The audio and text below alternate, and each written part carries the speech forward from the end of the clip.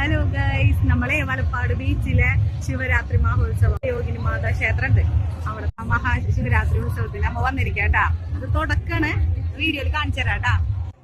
ഇതാണ് കടലിൻ്റെ തീരത്ത് നിർമ്മിച്ചിരിക്കുന്ന ശിവയോഗിനി മാതയുടെ ഏറ്റവും വലിയൊരു പ്രതിമ കേട്ടോ. കടലിൻ്റെ തീരത്ത് തന്നെയാണ് ഈ ശിവക്ഷേത്രവും കൂടി സ്ഥിതി ചെയ്യുന്നത്. ഇവിടെ കടപ്പുറത്ത് പോകുന്നത്, കടലിൽ ജോലിക്ക് പോകുന്ന കടലിൻ്റെ മക്കളാണ്.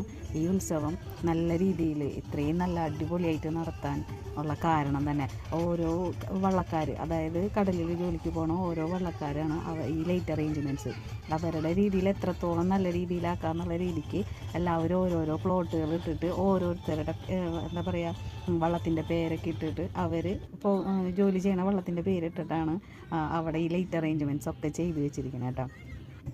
ഞാനും കണ്ണനും കൂടിയിട്ട് അതിലൂടെ കുറേ ചേരൊക്കെ നടന്ന് കുറച്ച് വീഡിയോസൊക്കെ എടുത്ത്, പിന്നെ ഗാനമേളയും പരിപാടികളൊക്കെ ഉണ്ടായിരുന്നു. കൊച്ചുമക്കൾ, അമ്മമാർ, അമ്മാമ്മമാരെല്ലാവരും നാട്ടിലുള്ള എല്ലാവരും കൂടിയിട്ട് ആഘോഷിക്കണ ഒരു മഹോത്സവം കൂടിയാണ് കേട്ടോ ഈ ശിവരാത്രി മഹോത്സവം.